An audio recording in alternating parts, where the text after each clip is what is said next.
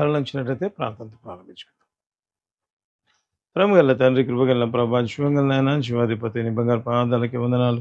ఆశ్చర్యకరుడు, ఆశ్చర్య కార్యాలు చేసే గొప్ప దేవుడు మీరు గనుక వందనాలు. కీర్తనీయమైన మా దేవాన్ని నామానికి మహిమ ఘనత ప్రభావములు నీకు మాత్రమే చెల్లిస్తూ నాయన తండ్రి దిన వాక్యం ద్వారా మీరు మాతో మాట్లాడండి. మహిమ కలిగిన నీ కార్యాలు చెల్లించి మహిమ ఘనత ప్రభావాలు మీరే పొందండి. ప్రతి బిడ్డకు వినగల చెవి, గ్రహించగల మనస్సు అనుగ్రహించండి అయ్యా. సంపూర్తిగా మీ బిడ్డలందరి మీద, నా మీద, నా తలంపుల మీద సేవ రక్త ప్రోక్షణ నుంచి మీరే మహిమ ఘనత ప్రభావాలు పొందమని సమస్త మహిమ నీకు చెల్లిస్తూ యేసు నామమందరికి ప్రార్థిస్తున్నాము తండ్రి. ఆమేన్, ఆమేన్, ఆమేన్. హల్లెలూయా. నిజంగా ప్రేమైన వలన అనేక సార్లు ఒకవేళ ఆదికాండము ఒకటో మరి ఆదికాండంలో రాయబడిన మాట సాతాను మరి హవ్వను మోసం చేసిన ఆ సందర్భాన్ని మనం చూసినప్పుడు మరి ఎంత ఈజీగా సాతాను నిజంగా మరి దేవునితో ఉన్న, దేవునితో సహవాసం కలిగిన, దేవుడు వచ్చి మాట్లాడుతూ ఉంటే కూడా ఈజీగా నిజంగా మోసం చేసింది అన్నప్పుడు మనం అనేక సార్లు అనుకుంటూ ఉంటాం, ఏంటి ఇంత ఈజీగా మరి నిజంగా మోసపోతామా, లేకపోతే ఇంత ఈజీగా ఉంటామా, పడిపోతామా అన్నట్లుగా అనిపిస్తూ ఉంటుంది ప్రేమైన వలన. అయితే నిజంగా ఏ రీతిగా ఉంటుంది అంటే సాతాను ఎప్పుడు కూడా ఏం చేస్తాడు అంటే ప్రేమైన వలన దేవుడు చెప్పిన మాట నిజంగా మనం నమ్మకుండా వేరే పరిస్థితి చూపించడం ప్రారంభిస్తూ ఉంటుంది. అంటే దేవుడు చెప్పిన మాట ఒకటి, అయితే సాతాను చూపించే పరిస్థితి ఇంకొక రకంగా ఉండడం ప్రారంభిస్తుంది. అందుకే అనేక సార్లు ఎందుకు మన జీవితంలో దేవుడు మాట్లాడుతున్నా పడిపోతుంటాం, ఎందుకు అనేక సార్లు దేవుడు మనతో మాట్లాడుతున్నా మనం బలపరచబడకుండా నిజంగా అనేక సార్లు చేజారిపోతుంటాం అంటే నిజంగా ఏ రీతిగా ఉంటుందంటే ఆ రోజు కూడా అంతే ప్రేమ వల్ల సాతాను చేసిన పని ఏంటి అంటే, ఇది నిజమా, ఈ పండు తింటే నిజంగా మీరు చచ్చిపోతారా అంటే ఏ రీతిగా ఉందంటే ఇది నిజం కాదు, అంటే దేవుడు చెప్పిన మాట ఇది నిజం కాదు అన్నట్లుగా చూపించడం ప్రారంభిస్తుంది ప్రేమ వల్ల. మనం అనుకుంటుంటాం ఒకవేళ ఆది కాండంలో మరి ఆదాము అవ్వనేనా, మరి ఇప్పుడు కూడా సాతాను ఆ రీతిగా ఉందా అంటే ఇప్పటికీ కూడా ప్రేమైన వాళ్ళ అనేక మంది విశ్వాసుల జీవితాలను సాతాను చాలా ఈజీగా, అనేక మంది విశ్వాసులు కన్నీరు గార్చడానికి, అనేక మంది బిడ్డలు ఒకవేళ నాకు కనిపిస్తుంది ప్రార్థన మానుకోవడానికి కూడా కారణం ఏంటి అంటే సాతాను వాళ్ళ కళ్ళ ముందు చూపించే పరిస్థితి ప్రేమైన వాళ్ళ. కేవలం సాతాను వాళ్ళ కళ్ళ ముందు చూపించే పరిస్థితి అనేక మంది విశ్వాసుల జీవితంలో కన్నీరు, అనేక మంది విశ్వాసులు ప్రభుని నమ్ముకున్న బిడ్డల జీవితంలో బాధ, దుఃఖం, మరి అనేక మంది వాగ్దానాలు పొందిన జీవితాల్లో కూడా నిజంగా ప్రేమైన వల్ల గందరగోళ పరిస్థితి. ఎందుకు ఏ రీతిగా జరుగుతూ ఉంది అంటే నిజంగా ఆది కాండంలో ఏ రీతిగా చాలా సాఫీగా దేవునితో జరుగుతున్న ప్రయాణాన్ని ఒక్కసారిగా సాతాను ఎంటర్ అయి మొత్తాన్ని గందరగోళం చేయడం ప్రారంభించాడు. అదే సాతాను ఈనాటికి కూడా ఏం చేస్తున్నాడంటే విశ్వాసాల జీవితాలలో గందరగోళాన్ని సృష్టిస్తున్నట్లుగా మనం చూడడం ప్రారంభిస్తాం. ఒకవేళ బైబిల్ గ్రంథంలో ఒకవేళ ఆది కాండంలోనే కదా ఈ మాటలు ఉన్నాయి, ఇంకా ఒకవేళ బైబిల్ గ్రంథంలో అటువంటి పరిస్థితులు సాతాను ఏమైనా కలగజేశాడా అంటే ఇప్పుడు మనం వాక్య భాగంలోంచి చూడడం ప్రారంభిస్తాం ప్రేమిన వల్లరా. ఆది కాండము 12వ అధ్యాయము 1-2 వచనాలు చదువుకుందాం. ఆది కాండము 12వ అధ్యాయము 1-2 వచనాలు. యెహోవా, నీవు లేచి నీ దేశం నుండియు నీ బంధువుల యొద్ద నుండియు నీ తండ్రి ఇంటి నుండియు బయలుదేరి నేను నీకు చూపించు దేశమునకు వెళ్ళుము. నిన్ను గొప్ప జనముగా చేసి నిన్ను ఆశీర్వదించి నీ నామమును గొప్ప చేయుదును. నీవు ఆశీర్వాదముగా నొందువు. ఇక్కడ చూస్తే ప్రేమైన వాళ్ళరా బైబిల్ గ్రంథంలో ఒక చక్కటి మాట మనకు కనపడడం ప్రారంభిస్తుంది. దేవుడు అబ్రహామును పిలుస్తూ, అయ్యా నిన్ను నేను గొప్ప జనము చేస్తాను అనే ఒక వాగ్దానాన్ని ఇక్కడ ఇచ్చినట్లుగా మనం చూడడం ప్రారంభిస్తాం ప్రేమైన వాళ్ళ. సాక్షాత్తు దేవుడే దిగి వచ్చి అబ్రహాముతో మాట్లాడినట్లుగా మనం చూడడం ప్రారంభిస్తాం. అప్పుడు అబ్రహాము జీవితం ఏ రీతిగా ఉందంటే నిజంగా సంతానమే లేని వ్యక్తిగా ఉండినట్లుగా మనం చూడడం ప్రారంభిస్తాం. ఆ పై అధ్యాయంలో మనం చూస్తే షారాకు అప్పుడు పిల్లలు లేరు ప్రేమైన వాళ్ళు. సో ఆ టైంలో దేవుడు కనబడి దేవుడిచ్చిన మాట ఏంటి అంటే, అయ్యా నేను గొప్ప జనంగా చేస్తాను అన్న వాగ్దానాన్ని ప్రభు ఇచ్చాడు. ఆ రీతిగా దేవుని మాట పట్టుకొని అబ్రహాము నిజంగా నాకు అనిపిస్తుంది దేవుడు చెప్పిన మాటను నమ్మి ఏ రీతిగా ఉంది అంటే తన బంధువులను, తన తండ్రి ఇంటిని విడిచిపెట్టి ఆ వ్యక్తి బయలుదేరినట్లుగా మనం చూడడం ప్రారంభిస్తాం ప్రేమ.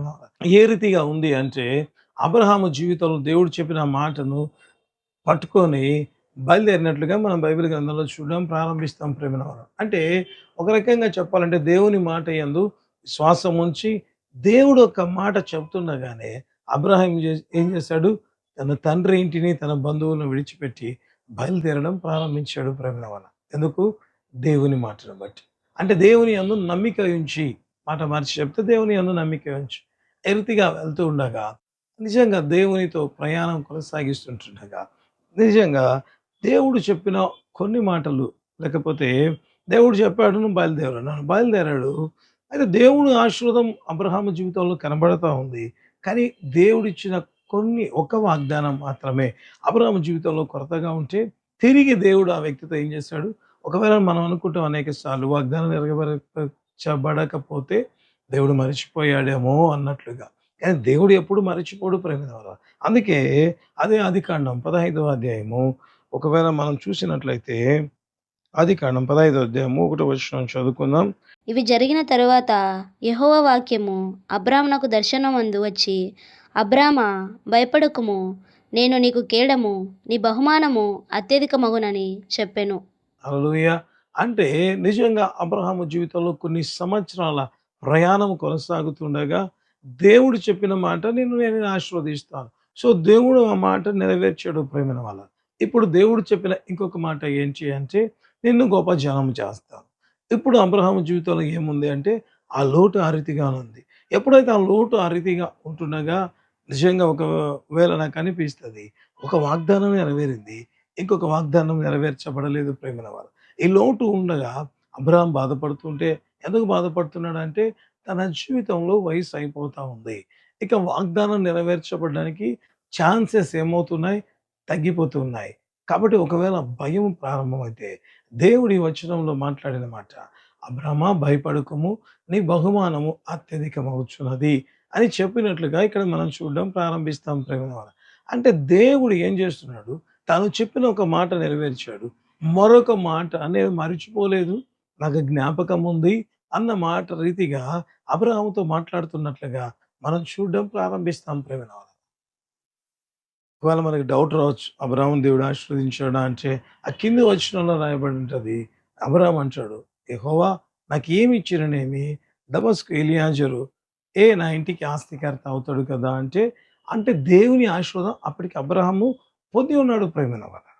దేవుడు ఏదైతే చెప్పి ఉన్నాడో ఆ మాటను దేవుడు నెరవేర్చాడు.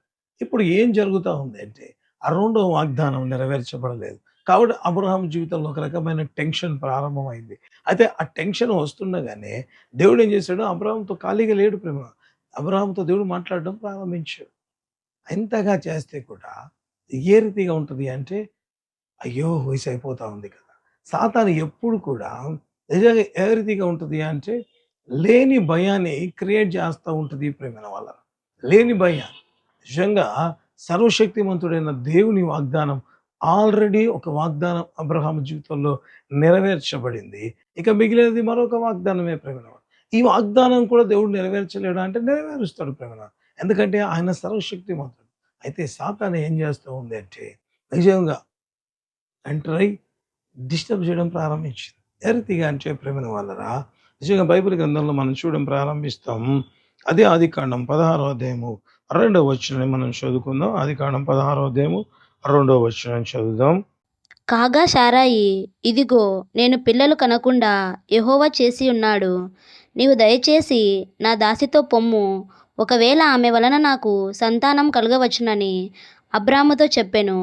అబ్రాము శారాయి మాట వినెను. ఇక్కడ చూస్తే ప్రేమైన వాళ్ళారా ఏ రీతిగా ఉంది అంట అబ్రహాము శారా మాట వినెను. అంటే ఒక రకంగా చెప్పాలి అంటే శారా పలికిన మాటే అక్కడ కరెక్ట్‌గా లేదు ప్రేమైన వాళ్ళు. ఎందుకు అంటే ఆమె యెహోవా నాకు సంతు లేకుండా లేక పిల్లలు కనకుండా చేసి ఉన్నాడు అని చెప్పింది ప్రేమ. వెంటనే అబ్రహాం ఏమనాలి? అదేంటి ఆ రీతిగా ఉంటున్నావు? ఎన్ని అద్భుతాలు మనం చూడలేదు. ఐగుప్తు దేశపు రాజు ఒకవేళ తీసుకొని వెళ్ళినప్పుడు దేవుడు కాపాడాడు. లేకపోతే ఇంత ఆస్తి ఎక్కడి నుంచి వచ్చింది? దేవుని వల్లే కదా అనే మాట చెప్పకుండా, ఆ మాట చెప్తూ ఉండగానే నిజంగా నాకు అనిపిస్తది. అబ్రాహాము షారా మాట విన్నాడంట ప్రేమ. ఆ రోజు అవ్వ కూడా ఏం చేసింది? సాతాను మాట వినింది. అంటే దేవుడు చెప్పిన మాట కాకుండా వేరే మాట వినింది. ఇక్కడ కూడా అబ్రహాముతో దేవుడు మాట్లాడాడు. ఏమని? నిన్ను గొప్ప జనం చేస్తాను. మళ్ళా తర్వాత చెప్పాడు, నీ బహుమానం అత్యధికమవుతా ఉంది. కాబట్టి దమస్కు ఎలియాజరు నీ ఇంటి ఆస్తికర్త అయితాడంటే కాదని చెప్పాడు దేవుడు ప్రేమ. మరి ఎంతగా చెబితే కూడా వచ్చిన కన్‌ఫ్యూజన్ ఒకవేళ నాకనిపిస్తది, షారా చెబుతూ ఉంటే ఇది నిజమే గదా! ఇది షారా చెప్తున్నది నిజమే గదా! ఇప్పుడు వయసయిపోతా ఉంది. వయసయిపోతా ఉంది. ఇక దేవుడు ఒకవేళ తనిచ్చిన మాట తప్పుతాడేమో! లేకపోతే దేవుడు చేయలేడేమో! అంటే ఏ రీతిగా ఉంది చూడండి ప్రేమరా. దేవుడు చెప్పిన మాట ఏమని ఒకవేళ ఆదికాండంలో మనం చూస్తే ఆదాముతో దేవుడు అన్నాడు, "ఆ పండు దినమున నువ్వు నిశ్చయముగా చచ్చిపోతావు" అన్నాడు. సాతానొచ్చి ఇది నిజమా అంటుండగానే అవునో కాదో. అప్పుడు కూడా ప్రేమైన వాళ్ళరా ఈ డౌటింగ్ నేచర్ ఎక్కడి నుంచి వస్తది అంటే కన్‌ఫ్యూజన్ నేచర్ ఎవరి దగ్గర నుంచి వస్తదంటే సాతాను. ఇక్కడ కూడా ఆమె చెబుతా ఉంది. అంత మంచిగా ఉన్నామా ఒక్కసారిగా నాకనిపిస్తది ఒకవేళ ఎవరైనా షారాను ప్రభావితం చేశారా? ఎవరైనా మాట్లాడి ఉన్నారా? ఎందుకంటే అంతకుముందు ఎక్కడ కూడా షారా మాట్లాడినట్లుగా బైబిల్ గ్రంథంలో పెద్దగా కనపడదు ప్రేమైన వాళ్ళ. ఒక్కసారిగా ఆ టైంలోనే ఆమె మాట్లాడినట్లుగా మనం చూడడం ప్రారంభిస్తాం. ఒకవేళ ఎవరైనా ఉచిత సలహాగా షారాకు చెబితే, ఆ షారా వారి మాటలు విని అబ్రాహాము దగ్గరికొచ్చి, "అయ్యా నా దాసితో వెళ్ళు." ఈ మాట చెప్తుండగానే అంటే ఎంతగా చూడండి ప్రేమైన వాళ్ళ. అంతగా దేవుని నమ్ముకొని, అంతగా దేవుని యందు విశ్వాసం ఉంచి బయటికొచ్చి ఆయనతో కొనసాగుతుండగా అనేకమైన అద్భుతాలు చూసిన వారి జీవితాల్లో ఏమైంది? ఒక్కసారిగా మరి ఎవరు చెప్పారో మనకు తెలియదు. లేకపోతే షారాకు సాతాను ఆ తలంపులు తీసుకొచ్చాడా? ఎందుకంటే దేవుని మీద నింద వేస్తా ఉంది. దేవుని మీద నింద వేస్తా. ఆ రీతిగా వేస్తూ చెప్తే అసలు ఈ మాట వినకూడదు అని అబ్రాహాం కూడా అనుకోకుండా ఏం చేశాడంట? షారా ఈ మాట విన్నట్లుగా మనం బైబిల్‌లో చూడడం ప్రారంభిస్తాం. ఎందుకు అంతగా వినాల్సి వచ్చింది అంటే నిజంగా ప్రేమైన వాళ్ళ తన కళ్ళ ముందున్న పరిస్థితులు మాత్రమే అబ్రాహాం చూడడం ప్రారంభించాడు. అంటే ఏ రీతిగా ఉంటది అంటే అనేక సార్లు మనం అద్భుతాలు పొందుతూ ఉంటాం. దేవుడిచ్చిన మాటలు మనం చూస్తూ ఉంటాం. నెరవేర్చబడడం చూస్తూ ఉంటాం. అయితే కొన్ని సార్లు ఏ రీతిగా ఉంటదంటే మనలో ఒక కన్‌ఫ్యూజన్ ఇది దేవుడు చేయగలుగుతాడా? ఈ వాగ్దానం నా జీవితంలో నెరవేర్చబడదు. అయ్యా 12వ అధ్యాయంలో మాట్లాడాడు. 15వ అధ్యాయంలో మాట్లాడాడు. 16వ అధ్యాయానికి వచ్చే లోపల దేవుని మాట కాకుండా షారాయి మాట విన్నాడు. దాని విధానం ఏం జరిగింది? చూడడం ప్రారంభిద్దాం ప్రేమైన వాళ్ళరా. అదే అధ్యాయం కిందికి పోతే షారయి అంటది, "నా ఉసురు నీకు తగులును గాక" అని చెప్పినట్లుగా మనం బైబిల్ గ్రంథంలో చూడడం ప్రారంభిస్తాం ప్రేమైన వాళ్ళ. అంటే అంతవరకు బాగున్న కుటుంబం ఒక్కసారిగా గందరగోళం, కన్‌ఫ్యూజన్ లేకపోతే బాధ, లేకపోతే దుఃఖం, ఆ కుటుంబంలో సభ్యులు ఉన్నవారు పారిపోయే అనుభవాలు. నిజంగా ప్రేమలారా ఎందుకు ఇంత కన్‌ఫ్యూజన్, ఇంత బాధ అంటే అనేక సార్లు ఏ రీతిగా ఉంటది అంటే సాతాను ఏ రీతిగా ఆదాము, హవ్వ వారి జీవితంలో కన్‌ఫ్యూజన్ క్రియేట్ చేసి దేవునికి దూరం చేసిందో అదే సాతాను ఇప్పటికి కూడా అనేక మంది విశ్వాసుల జీవితాల్లో ఇటువంటి కన్‌ఫ్యూజన్ క్రియేట్ చేస్తాం. ఇది నిజమా? ఇది నిజమా? ఇది జరుగుతదా? లేకపోతే ఆడ ఇది నిజమా అంటే ఇక్కడ చెబుతా ఉంటది. ఇది జరుగుతదా? ఎందుకంటే ఇప్పటికే ఏజ్ అయిపోయింది. కాబట్టి నువ్వేం చేయాలి? మరి హాగరుని తీసుకో. ఎవరితో చెప్పిస్తే వింటారో వాళ్ళతో చెప్పించింది అని చెప్పొచ్చు ప్రేమైన వాళ్ళు. అంటే ఏ రీతిగా ఉందంటే సిట్యుయేషన్ టైట్ అయిపోతా ఉంది.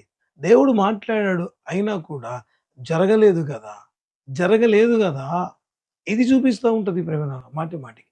తద్వారా ఏమవుతదంటే నిజంగా దేవుని మాట నమ్మకం ఉంచవలసిన విశ్వాసులు సాతాను మాట మీద నమ్మకం ఉంచడం ప్రారంభిస్తారు. తద్వారా లాట్ ఆఫ్ డిస్టర్బెన్స్. నిజంగా బైబిల్ గ్రంథంలో రాయబడి ఉంటది గదా! దాదాపుగా 13 సంవత్సరాలు దేవునితో అబ్రాహాముకు కమ్యూనికేషనే కట్ అయింది అనుకోండి. ఎందుకు?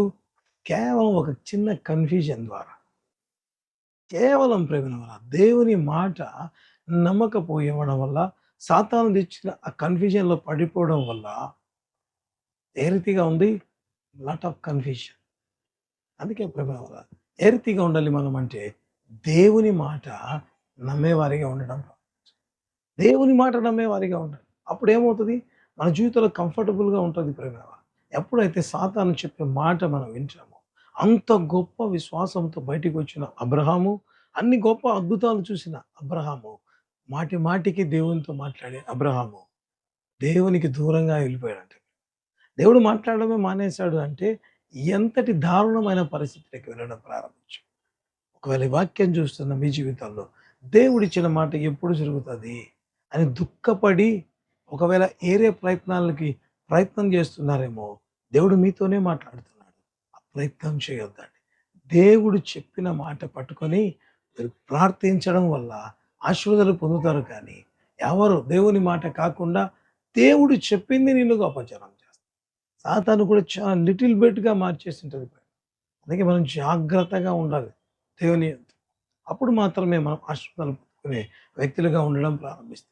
ఒకవేళ బాధపడుతున్నారా? దుఃఖపడుతున్నారా సమస్యను బట్టి? అయితే దేవుడు ఇచ్చిన మాటని జ్ఞాపకం చేసుకో. దేవుడు మీ జీవితంలో చేసిన అద్భుతాలను జ్ఞాపకం చేసుకోండి ప్రేమ. దేవుడు ఎక్కడైనా, ఎప్పుడైనా వాగ్దానాల విషయంలో ఎనికి తగ్గాడా? లేదు కదా!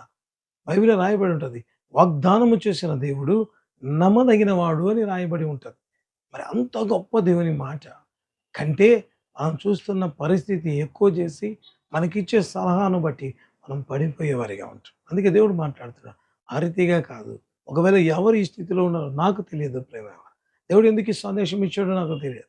అయితే ఎవరి జీవితంలో దేవుడు మాట్లాడాలనుకుంటాడు. ఎందుకంటే ఒకవేళ కన్‌ఫ్యూజన్‌లో ఎటువైపైనా చూస్తారేమో.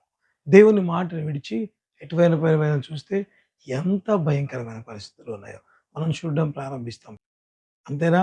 అబ్రహాము జీవితంలోనైనా ఇంకా సాతాను ఎవరి జీవితంలో ఇటువంటి కార్యాలు చేసిందో మనం చూడడం ప్రారంభిద్దాం ప్రేమినవరారా. అదే ఆదికాండము. మరొక వ్యక్తిని మనం చూడడం ప్రారంభిద్దాం. 12వ అధ్యాయం 5వ వచనం చదువుకుందాం. ఆదికాండము 12వ అధ్యాయం 5వ వచనం చూద్దాం.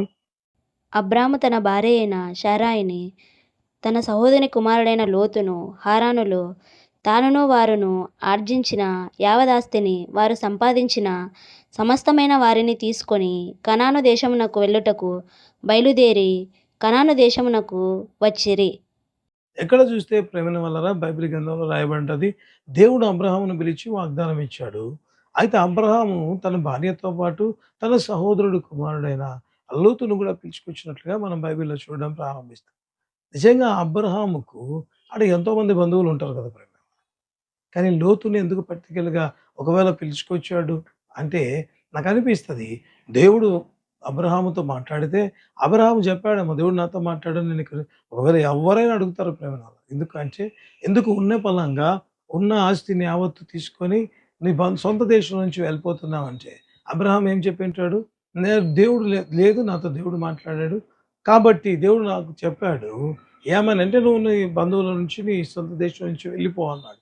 కాబట్టి నేను బయలుదేరి వెళ్తున్నాను అని చెబితే, ఆ మాట నమ్మి లోతు కూడా ప్రేమిన వలన అబ్రాహాంతో కూడా వెళ్ళినట్లుగా మనం బైబిల్ గ్రంథంలో చూడడం ప్రారంభిస్తాం. అంటే ఎందుకు ఈ మాటలు చెప్తున్నాను లోతు నమ్మాడు అంటే, తర్వాత మీకు చూపిస్తాను ప్రేమిన వలన. ఆ మాటను కూడా దేవుని లోతు నమ్మాడా లేదా అనే మాట కూడా నేను వాక్యం నుంచి మీకు చూపించాలని ఆశపడుతున్నాను ప్రేమిన. అయితే నాకనిపిస్తది ఆ లోతు అంతగా నమ్మి నిజంగా అబ్రహాముతో దేవుడు మాట్లాడినట్లుగా ఉంది గానీ, లోతుతో దేవుడు మాట్లాడాడా? లేదు ప్రేమలో. అయినా కూడా, అయినా కూడా ఏం చేశాడు అంట, లోతు కూడా అబ్రహాము చెప్పిన మాటలు విని, ఓహ్! ఆయన సర్వశక్తిమంతుడు, ఆయన సర్వాధికారి. కాబట్టి నేను కూడా ఆ దేవుడు చెప్పిన మాట ప్రకారమే అబ్రహాముతో కూడా బయలుదేరుతానని బయలుదేరాడు ప్రేమలో. ఎందుకంటే ఎవ్వరు కూడా తన సొంత ఊరిలోంచి ఎప్పటికి కూడా బయటికి వెళ్ళడం అనేది ఎక్కువ మంది ఇష్టపడరు ప్రేమ వాళ్ళని. ఎందుకంటే చాలామంది చెప్తూ ఉంటారు. చాలామంది చెప్తూ ఉంటారు. ఏమని అంటే వాళ్ళ సొంత ఊర్లో ఒకవేళ అప్పుడప్పుడే ఉండి తర్వాత వెళ్ళి కంఫర్టబుల్‌గా ఉన్నవాళ్ళు ఒకవేళ రాకపోవచ్చు కానీ, తన సొంత ఊర్లో అంత సంపాదించుకొని అంత ఉన్నతమైన స్థితిలో ఉన్నవారు. ఇక సొంత ఊరు విడిచిపెట్టి ఏమీ తెలియని కనీసం పలానా దేశానికి వెళ్ళు అని చెప్పినట్లుగా బైబిల్ గ్రంథంలో ఎక్కడా రాయబడలేదు. ఆయన అటువంటి మాటలు నమ్మి అబ్రాహాముతో కూడా లోతు కూడా తన ఆస్తిని యావత్తు సమకూర్చుకొని బయలుదేరి వెళ్ళాడంటే దేవుని మాట ఎంతగా నమ్మి ఉండాలి. దేవుని మాట ఎంతగా నమ్మి ఉండాలి. అటువంటి వ్యక్తి జీవితంలో కూడా నిజంగా ఏ రీతిగా ఉంటది అంటే, ఆ తర్వాత దేవుని మాట నమ్మాడు, వెళ్ళాడు. ఆ తర్వాత దేవుని ఆశీర్వాదం కూడా లోతు చూశాడు ప్రేమనోల. ఆ వాక్య భాగాన్ని నేను మీకు చూపించాలని ఆశపడుతున్నా. ఆదికాండం 12వ అధ్యాయము 15వ వచనాన్ని చూద్దాం. ఫరో యొక్క అధిపతులు ఆమెను చూచి ఫరో ఎదుట ఆమెను పొగడిరి గనుక ఆ స్త్రీ ఫరో ఇంటికి తేబడెను. ఇక్కడ చూస్తే ప్రేమైన వాళ్ళ లోతు నిజంగా ఒక బలమైన అద్భుతాన్ని చూడడం ప్రారంభించాడు. అంటే అబ్రాహాముతో దేవుడు ఎంత బలంగా ఉన్నాడు అనేది ఇక్కడే కనబడతాది. ఒకసారి అబ్రాహాం చెబితే నమ్మి బయలుదేరి వచ్చాడు. ఇప్పుడు దేవుడు అబ్రాహాం ఏ రీతిగా తోడుగా ఉన్నాడో మనం చూడడం ప్రారంభిస్తాం. ఎందుకు ఆ మాట చెప్పానంటే, ఫరో ఇంటికి ఆ స్త్రీ తిరగబడిందంట ప్రేమ. ఎవరు? శారా తేబడింది. అప్పుడు దేవుడు ఎటువంటి అద్భుతం చేశాడు, అది ఎవరు చూసి ఉంటారు? కంపల్సరీగా లోతు చూసి ఉంటాడు. ఒకవేళ ఫరో శారాయిని తీసుకుపోయినప్పుడు అబ్రహాం గాని, లోతు గాని ఏమైనా చేయగలిగిన స్థితిలో ఉన్నారా అంటే ఏమీ లేదు ప్రియమైన వారు. ఎందుకంటే ఆ పై వచనాల్లో చూస్తే అబ్రాహామే అంటాడు, నీ నిమిత్తమై వారు నన్ను చంపకుండానట్లుగా నువ్వు నా సహోదరి అని చెప్పు అని చెప్పినట్లుగా అంటే ఫరోతో మేము కొట్లాడలేము కాబట్టి నువ్వు నా సహోదరిని చెప్పు అన్నాడు. అంటే ఇక వారి బలం వారితో సరిపోదు ప్రేమైన వాళ్ళ. కాబట్టి ఆ పరిస్థితుల్లో నిజంగా తీసుకుపోయినప్పుడు ఎంత బాధపడి ఉంటారు, ఎంత దుఃఖపడి ఉంటారు కదా ప్రేమైన వాళ్ళు. లోతు కూడా ఎంత బాధపడి ఉంటాడు. ఆ తర్వాత చూసిన అద్భుతాన్ని చూసి నిజంగా ఏ రీతిగా ఉంటుంది, నివ్వెరపోయి ఉంటాడు ప్రేమ. దేవుడు చెప్పాడని ఆ రోజు అబ్రహాం చెబితే ఏదో అనుకొని ఒకవేళ నమ్మి బయటికి వచ్చాను. ఇప్పుడు చూస్తే దేవుడు ఇంతగా తోడై ఉన్నాడా అబ్రహాముకు. ఎందుకంటే ఒక రాజు భయపడ్డాడు ప్రేమ. భయపడి దాసదాసీలను, డబ్బులు అన్ని ఇవ్వడం ప్రారంభించాడు అబ్రహాముకు. ఇది ఎట్లా జరిగింది? ఒక దేవుని శక్తి బట్టి జరిగింది. కాబట్టి ఏం తెలుసుకున్నాడు లోతు? అబ్రాహాముతో దేవుడు ఉన్నాడు. అక్కడేమో దేవుడు పిలిచాడని ఇతడు నమ్మాడు. ఇప్పుడైతే ఏం చూస్తున్నాడు? ప్రత్యక్షంగా చూడడం ప్రారంభిస్తున్నాడు. హల్లెలూయా! అటువంటి కార్యాలు చూసిన లోతు మరి ఏ రీతిగా మరి కొన్ని వాటికి ప్రలోభావితమై ఏ రీతి పరిస్థితికి వెళ్ళాడో కూడా మనం వాక్యంలో చూడడం ప్రారంభిద్దాం ప్రియమైన వారలారా. అది ఆదికాండం 13వ అధ్యాయము 8-10 వరకు ఉంటున్న దేవుని వాక్యాన్ని చదువుదాం. కాబట్టి అబ్రాము, మనం బంధువులం గనుక నాకును నీకును నా పశువుల కాపర్లకును నీ పశువుల కాపర్లకును కలహం ఉండకూడదు. ఈ దేశమంతయు నీ ఎదుటనున్నది గనుక దయచేసి నన్ను విడిచి వేరుగా నుండుము. నీవు ఎడమ తట్టుకు వెళ్ళిన ఎడల నేను కుడి తట్టుకును, నీవు కుడి తట్టుకు వెళ్ళిన ఎడల నేను ఎడమ తట్టుకును వెళ్ళుదనని లోతుతో చెప్పగా, లోతు తన కళ్ళెత్తి యొర్దాను ప్రాంతం అంతటిని చూచెను. యెహోవా సొదొమ గొమొర్రా అను పట్టణములను నాశనం చేయక మునుపు సోయర్నకు వచ్చి వరకు అదంతయు యెహోవా తోట వలెను ఐగుప్తు దేశం వలెను నీళ్లు పారు దేశమై ఉండెను. ఇక్కడ చూస్తే ప్రేమైన వాళ్ళరా, దేవుడు తోడై ఉన్నాడు చూశాడు. ఒకవేళ ఆ ముందు వచనం కూడా ఒకవేళ మనం చదివితే అక్కడ రాయబడి ఉంటది. వారు విస్తరించుట వల్ల, వాళ్ళ ఆస్తి ఎక్కువ కావడం వల్ల ఏమైందంట, వీళ్ళ పశువుల కాపరులు, వాళ్ళ పశువుల కాపరులు కొట్లాడుకున్నట్టుగా బైబిల్‌లో రాయబడింది. ఎందుకు నేను మాటలు చెప్తున్నానంటే, లోతు దేవుడు చెప్పిన మాటలు విని, అబ్రాహాం చెప్పిన మాటలు విని నమ్మి బయటికి వచ్చాడు. అంటే అబ్రాహాం మీద ఎంతో నమ్మకం ఉంటది. దేవుడు మాట్లాడి ఉన్నాడని లోతుకు. ఆ తర్వాత తన కళ్ళారా చూశాడు ఏమని, ఆ వ్యక్తి ఫరోనే భయపడ్డాడు. ఎందుకంటే దేవుడు ఆ వ్యక్తిని భయపెట్టాడు కాబట్టి. అంటే దేవుడు ఎంత తోడుగా ఉన్నాడు అబ్రాహాముకు. ఆ తర్వాత ఇక్కడ చూస్తే దేవుడు ఎంతగా ఆశీర్వదించాడు. ఒకప్పుడు వాళ్ళు కలిసే కదా ప్రమాదం వచ్చింది. వాళ్ళు కలిసే కదా వచ్చింది. కలిసి వచ్చినప్పుడు దేవుని ఆశీర్వాదం వారి మీదికి రాకపోతే వారు కలిసి ఉండలేనంతగా, లేకపోతే విస్తరించడం వల్ల అని రాయబడ్డారు. వారి ఆస్తి పెరగకపోతే వాళ్ళు మామూలుగా ఉండేవారు కదా. ఎట్లా ఆశీర్వదించబడ్డారు ఇంత తక్కువ టైంలో అంటే దేవుని బట్టే. మరి ఇంతగా దేవుడు తోడై ఉంటే అబ్రాహాముకు చెప్పాడు, నేను గొప్ప జనం చేస్తాను. కాబట్టి పిలుచుకొచ్చాడు, కాపాడాడు, ఇప్పుడు ఆశీర్వదించాడు. ఇప్పుడు అబ్రాహాం అంటున్నాడు, అయ్యా మన ఇద్దరం కలిసి ఉంటే కష్టం కాబట్టి వెళ్ళిపో అంటే నిజంగా లోతు ఏం చేయాలి? కాదు అని చెప్పాలి ప్రేమ. అయితే ఆ మాటలు ఏమీ కనపడ్డా. తనకున్న ఆస్తి అంతా చూసిన తర్వాత నిజంగా నాకు అనిపిస్తది.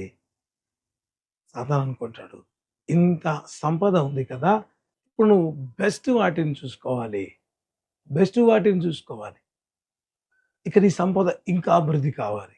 కాబట్టి ఏం చేస్తాడంట, కన్నులెత్తి చూడగా దేవుని తోట వలె కనపడిందంట ప్రేమ. సొదొమ గొమొర్రా ప్రాంతం. అంటే ఇక్కడ ఏం జరుగుతోంది అంటే, ఇంతవరకు దేవుడు తోడై ఉన్న దేవుడు చెప్పిన మాట ప్రకారం దేవునితో ఉన్న వ్యక్తితో ఉన్నాడు. ఆ తర్వాత దేవుడితో ఉన్న వ్యక్తితో ఉన్నాడు కాబట్టి గొప్ప అద్భుతం ఆ వ్యక్తి జీవితంలో జరగడం చూశాడు. తర్వాత ఇతని జీవితంలో కూడా చూశాడు. ఎందుకంటే ఆశీర్వదించబడ్డాడు కాబట్టి. ఇప్పుడు ఏ రీతిగా ఉండాలి? దేవుని మాటకు విధేయత చూపించాలి. లేదు అంటే ప్రార్థన చేసి ఉండాలి ప్రేమ. ప్రార్థన చేసి ఉండాలి. కానీ లోతు అట్లా చేశాడా? చేయలేదు ప్రేమ. మీరు అడగొచ్చు బ్రదర్, లోతు ఎందుకు ప్రార్థన చేయాలని అంటున్నారు? ఏ రీతిగా మరి ఆ వ్యక్తి దేవుని నమ్ముకుంటున్నాడు అని ఒకవేళ ఏ రీతిగా చెప్తారో మీరు అంటే, మీకు ఒక వాక్య భాగాన్ని నేను చూపించాలని ఆశపడుతున్నాను ప్రియమైన వాళ్ళ. పేతురు రాసిన రెండో పత్రిక 2వ అధ్యాయం 8వ వచనం చదువుకుందాం. ఆ నీతిమంతుడు వారి మధ్యన కాపురం ఉండి తాను చూచిన వాటిని బట్టియు వినిన వాటిని బట్టియు వారి అక్రమ క్రియల విషయములో దినదినము నీతిగల తన మనస్సును నొప్పించుకొనుచు వచ్చెను. ఎవరిని పైన చూస్తే ప్రేమైన 7వ వచనం రాయబడి ఉంటది. లోతు అని కనబడుతది ప్రియమైన వాళ్ళారా. అంటే తాను నీతిమంతుడిగా ఉన్నాడు. అంటే దేవుని నమ్మి ఉన్నాడు. ఎవరు నీతిమంతులు? యేసుప్రభువును నమ్మిన వారే నీతిమంతులు ప్రియమైన వాళ్ళ. అబ్రహాము దేవుని నమ్మెను. అది అతనికి నీతిగా ఎంచబడును అని బైబిల్‌లో రాయబడింది. ఇక్కడ లోతు కూడా ఏం చేశాడు? దేవుని నమ్మి ఉన్నాడు. మరి ఇంతగా దేవుని నమ్మిన వ్యక్తి, దేవుని ఆశీర్వాదం చూసిన వ్యక్తి ఇప్పుడు ఏం చేస్తున్నాడు? కనీసం ప్రేమైన వాళ్ళు ఏమాత్రం కూడా ప్రార్థన చేయాలి. దేవుని మీద ఆధారపడాలి. లేకపోతే ఈ ఆలోచన లేదు. ఎందుకు ఇంత ఆశీర్వదించబడ్డాం? ఎందుకు ఇంతగా కాపాడబడ్డాం? ఎందుకు ఇంతగా దీవించబడ్డాం? అని అంటే ఆ దేవుని బట్టే కదా!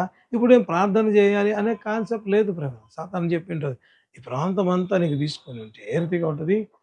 కంఫర్టబుల్‌గా ఉంటది. ఏం చూసుకున్నాడు? తనను ఆశీర్వదించిన దేవుడు కాదు. ఇప్పుడు తను ఉన్న ఆస్తిని కాపాడుకునే దానికి చూడడం ప్రారంభించాడు. అంటే కొన్నిసార్లు కొన్ని విషయాలు ఏ రీతిగా ఉంటాయంటే అంతవరకు ఆశీర్వాదాలు ఉంటాయి. ఇప్పుడు మనం ఇక సొంతంగా అంటే ఇది దేవుడిచ్చిన ఆశీర్వాదం కాబట్టి ఇప్పుడు దేవుడు ఏం చెప్తాడు? ఇది దేవుడు కాపాడిన జీవితం కాబట్టి ఇప్పుడు ఏం చెప్తాడు? ఇది కాదు ప్రేమ. ఇది ఇది ఆలోచించకుండా దేవునితో కలిసి ఉన్న బిడ్డల జీవితాన్ని విడిచిపెట్టడానికి ఇష్టపడ్డాడు. కనీసం దేవుని మాట కూడా వినడానికి కూడా ఇష్టపడడం లేదు. ఎందుకంటే తనకున్న ఆశీర్వాదాన్ని బట్టి ఇది చాలా బెటర్‌గా ఉంది. సాతాను అంటది, ఇక నీ ఆస్తి అనేక రెట్లయిపోతది. ఎందుకంటే ఇంత బెస్ట్ నువ్వు పొందుకోబోతున్నావు. అది చూచినప్పుడు దేవుడు గుర్తు రాలేదు. దేవుడితో మాట్లాడి దేవుడు తోడై ఉన్న వ్యక్తి కూడా గుర్తు రాలేదు. తద్వారా ఏమైంది? అతి భయంకరమైన జీవితాలకు వెళ్ళిపోయినట్లుగా మనం చూడడం ప్రారంభిస్తాం. ఎంత భయంకరమైన పరిస్థితిలోకి వెళ్ళాడంటే కనీసం ప్రేమ వలన దేవునితో సహవాసం కలిగిన ఒక్క వ్యక్తి కూడా లేడు ప్రేమ. ఇంతకంటే భయంకరమైన పరిస్థితి ఏదైనా ఉంటుందా అంటే ఉండదు ప్రేమ. ఎందుకు అంతగా నొచ్చుకొని ఇందాక మనం చదివాం కదా, తన మనస్సులో నొచ్చుకుంటూ ఏడ్చాడు. ప్రతిరోజు అంత భయంకరమైన పరిస్థితి. ఆ రోజు దేవుని దగ్గరికి రాకుండా ఉండడం. దేవుడు చెప్పింది అబ్రాహాముతో దేవుడు నిన్ను ఆశీర్వదిస్తాడు. ఆ మాట నమ్మి కదా దేవుని మాట నమ్మి నువ్వు వచ్చు. మరి ఆ మాట ప్రకారమే అబ్రాహాముతో ఉంటే ఆశీర్వాదం కానీ బయటికి వెళ్తే ఆశీర్వాదం ఉంటుందా? ఉండదు ప్రేమ. అంటే దేవుని మాట విడిచిపెట్టాడు. దేవుని అడగడం కూడా విడిచిపెట్టాడు. ఎందుకంటే అతను అప్పటికే దేవుని నమ్మే కదా ఆ కార్యాలు చూశాడు. ఘనం చేయడం. అనేక విశ్వాస జీవితాల్లో ఏ రీతిగా ఉండడం ప్రారంభిస్తాం ప్రేమ. అంటే దేవుడు చెప్పిన మాట దేవుడు ఎక్కడ ఉండమన్నాడో అక్కడ ఉండకుండా పక్కకు వెళ్ళి అనేక మంది జీవితాల్లో ఈ దినాలలో చూస్తూ ఉంటాం ప్రేమ. నాకు తెలిసిన ఒక మరి దేవుని బిడ్డ గురించి నేను మీకు చెప్పాలని ఆశపడుతున్నాను. ఏంటి అంటే ఆ వ్యక్తి దేవుని నమ్ముకున్నాడు. ఒక సత్తువ గల సంఘములో అంటే బలమైన దేవుని ఆ వాక్యం ఉన్న సంఘములో మరి ఉంటుండగా దేవుడు ఆ వ్యక్తిని దేవుని సేవలో బలంగా వాడుకుంటున్నాడు. దేవుడే అక్కడ నాటాడు ఆ వ్యక్తి ఫలించినట్లుగా. ఇప్పుడు ఆ వ్యక్తి నిజంగా దేవుని చేత వాడబడుతుండగా అనేక మంది చెప్తున్న మాటలు ఏ రీతిగా ఉన్నాయంటే, నువ్వు చాలా మంచిగా సేవ చేస్తున్నావు కాబట్టి నీకు ఈ సంఘం అవసరం లేదు, నువ్వు బయటికి వెళ్ళిపో. నేనేమంటానంటే ప్రేమైన వాళ్ళరా, నాటింది దేవుడైతే వాడుకోవాలని ఆయన నిర్దేశిస్తే ఆయన తీసుకుని వెళ్తాడు ప్రేమైన వాళ్ళ బయటికి. అంటే ఈ మాటలు ఏ రీతిగా ఉంటాయంటే టెంప్టింగ్‌గా ఉంటాయి ప్రేమైన వాళ్ళ. ఇంకేముంది? నువ్వు చాలా బాగున్నావు, మంచిగా ఉన్నావు. చూస్తే చాలా నీట్‌గా ఉంటది ప్రేమ. మన కోసమే చెప్పినట్లుగా. అబ్రాహాము కూడా అంతే కదా! శారా ఏం చెప్తా ఉంది? మన కుటుంబం కోసం చెప్తున్నాను అన్నట్లుగా ఉంది ప్రేమ. ఇక్కడ సాతాను తీసుకొస్తున్న, లోతుకు తీసుకొస్తున్న తలంపులేంటి? మన మీకున్న ఆస్తి విషయమే నేను డెసిషన్ తీసుకోమని చెప్తున్నాను. మా సొంతానికి కాదే. ఇక్కడ కూడా ప్రేమ. ఆ రీతిగా చెప్పడం అయితే నాటింది దేవుడైతే ఆయన వాడుకోవాలనుకుంటే తీసుకెళ్తాడు. ఎప్పుడు కూడా మనము సొంతంగా ఉంటాయి నిర్ణయాలు తీసుకో. తద్వారా ఏమవుతది అంటే డిస్టర్బ్ కావడం అంత మంచి లైఫ్ లీడ్ చేసిన లోతు ఒక్కసారి ఏమైపోయింది? కొలాప్స్ కావడం ప్రారంభించాడు. అందుకే మన జీవితంలో ఎప్పుడు బాధ, దుఃఖం నిజంగా లోతు దేవుని నమ్ముకుని అయినా నీకెందుకయ్యా బాధ అంటే, ఆ రోజు నేను దేవుడు చెప్పిన అబ్రాహాముతో ఉంటే దీవించబడతాను. అబ్రాహాముని విడిచిపెట్టి వెళ్తే ఏమైనా దీవెన వచ్చిందంటే ఏమి రాలేదు. ఏమైనా తీసుకొని వెళ్ళడా లోతు? ఏమి తీసుకెళ్ళి పైపెచ్చు ఆ పాపముని చూసే ఒక దౌర్భాగ్య స్థితిలోకి వెళ్ళాడు. ఎందుకు అంత బాధ కలిగింది అంటే ఆ రోజు దేవుడి మాట మర్చిపోయి తనలో ఉన్న తలంపు నెరవేర్చుకోవడం ప్రారంభించాడు. చివరిగా ఒక వాక్య భాగాన్ని చూపించి నేను వాక్యాన్ని ముగించాలని ఆశపడుతున్నాను. సాతాను ఒక డైరెక్ట్‌గా దేవుని మాట్లాడిన వ్యక్తి మరి మోసపరిచింది. కానీ దేవుడు చెప్పాడని ఈ వ్యక్తి చెప్తే నమ్మినాడంటే ఇంకా వేరే విశ్వాసం ఎంత ఉందో ఆ వ్యక్తిని మోసపరిచింది. ఇప్పుడు ఒక జనాన్ని మోసపరిచినట్లుగా మనం చూడడం ప్రారంభిస్తాం ప్రేమ. మొదటి సమూయేలు గ్రంథం 17వ అధ్యాయం 8-11 వరకు ఉంటున్న దేవుని వాక్యాన్ని చదువుదాం. అతడు నిలిచి ఇశ్రాయేలు దండువారిని పిలిచి, యుద్ధ పంక్తులు తీర్చుటకై మీరెందుకు బయలుదేరి వచ్చితిరి? నేను ఫిలిష్తీయుడును కానా? మీరు సౌలు దాసులు కారా? మీ పక్షంన ఒకని ఏర్పరచుకొని అతన్ని నా యుద్ధకు పంపుడి. అతడు నాతో పోట్లాడి నన్ను చంపగలిగిన ఎడల మేము మీకు దాసుల మగుదుము. నేను అతన్ని జయించి చంపిన ఎడల మీరు మాకు దాసులై మాకు దాస్యం చేదురు. ఈ దినమున నేను ఇశ్రాయేలు సైన్యమును తిరస్కరించుచున్నాను. ఒకరు నియమించిన ఎడల వాడును నేనును పోట్లాడదమని ఆ ఫిలిష్తీయుడు చెప్పుచూ వచ్చెను. సౌలును ఇశ్రాయేలు అందరూ ఆ ఫిలిష్తీయుని మాటలు వినినప్పుడు బహుభీతులైరి. హల్లెలూయా. ఇక్కడ చూస్తే ప్రేమైన వాళ్ళరా గొల్లియాతు వచ్చి కొన్ని మాటలు చెప్తున్నాడు. మీలో ఎవరైనా సరే వచ్చి నాతో పోట్లాడు. అందరం ఎందుకు అని చెప్తే బైబిల్లో రాయబడింటది. ఇశ్రాయేలు సౌలును ఇశ్రాయేలు అందరూ బహుభీతులయ్యారు. ఎందుకు అంటే దేవుడు తమకిచ్చిన మాటలే మరచిపోయారు. ఎవరు వారు అంటే దేవుని చేత ఏర్పరచబడిన జనము. అంత గొప్పగా లోకంలో ఎవరికి లేని ఒక గొప్ప ఆధిక్యత ఇశ్రాయేలుకు ఉంది ప్రేమైన వాళ్ళ. ఎందుకంటే దేవుడు వారు ఏర్పరచుకున్నారు. ఏ దేవుడు? సర్వశక్తివంతుడైన దేవుడు. సమూయేలు ద్వారా దేవుడు సౌలుతో మాట్లాడాడు. ఆ తర్వాత ముందు అధ్యాయంలో చూస్తే దేవుడు గొప్ప విజయం ఇచ్చాడు. ఎన్ని కార్యాలు చేస్తే కూడా దేవుడు మాతో ఉన్నాడు అనే మినిమం వాగ్దానం కూడా మరిచిపోయి ఆ వ్యక్తి మాట్లాడుతుండగా వారు బహుభీతులైరి అని రాయబడి ఉంటుంది.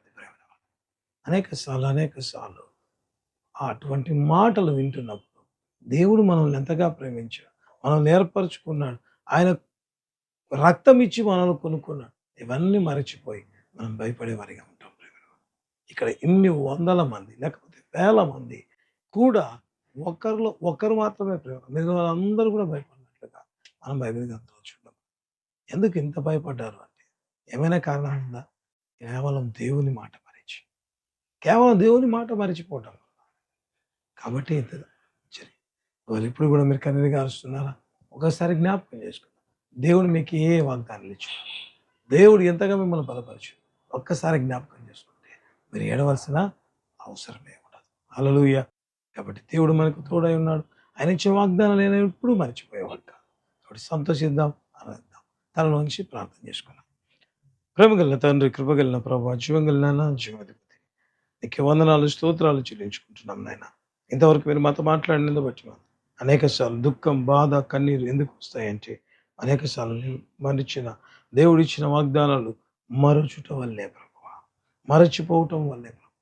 అయ్యా దేవా, మీరు ఇచ్చిన వాగ్దానాలు మరచిపోవటం వల్లే బాధ, దుఃఖం మా జీవితాలకు, డిస్టర్బెన్స్ మా కుటుంబాలకు ఉండగా నీకు అన్నిటికీ నాయన తండ్రి అరితిగా ఉండకుండా ప్రతి ఒక్కసారి నాయన మేము మీ వాక్యాన్ని మాటలను జ్ఞాపకం చేసుకుంటాను. కృప చూపించి ఎవరి జీవితాల బాధ, దుఃఖం తొలగించి, ఎవరి జీవితాల ఆశీర్వాదాలు, అద్భుతాల కోసం వారందరి జీవితాల్లో మీరే అద్భుత ఆశ్చర్య కార్యాలు జరిగించు. వాక్యం వింటుండగా పరిశుద్ధాత్మ ఒక్కొక్క బిడ్డ మీదకి ఇప్పుడు దిగి వస్తుండగా వారి విశ్వాసంలో బలపరచు. తిరిగి వారి యేసు వైపు చూచుట కదా, విశ్వాసములకు కర్త ఇదని కొనసాగించువాడైన యేసు వైపు చూచుచు అని రాయబడినట్లు మీ వైపే చూస్తూ నాయన ముందుకు పరిగెత్తే వారిగా సాగించు. అయినా పద్ధతిగా బైబిల్ రాయబడిన అగ్నిపత్రికలో రాయబడిన మాట, ఎంత గొప్ప సాక్షి సమూహం మేఘం వల్ల మమ్మల్ని ఆవరించి ఉన్నారు. అయ్యా అటువంటి విశ్వాసంతో కలిగినైనా మేము మీరు ఇచ్చిన మాటలు నమ్మి ముందుకు సాగేవారిగా, వాగ్దానాలు స్వతంత్రించుకునే బిడ్డలుగా మార్చి మహిమ పొందుమని అయ్యా గర్భఫలం మనం దీవెన ఏ ఆశీర్వాదం కోసం అవన్నీ యేసునామములో అనుగ్రహించు. అయ్యా తండ్రి కుమారుడు కావాలని ఎదురు చూస్తున్న వారి జీవితం యేసు నామములో కుమారుడు అనుగ్రహించబడును గాక. నాయన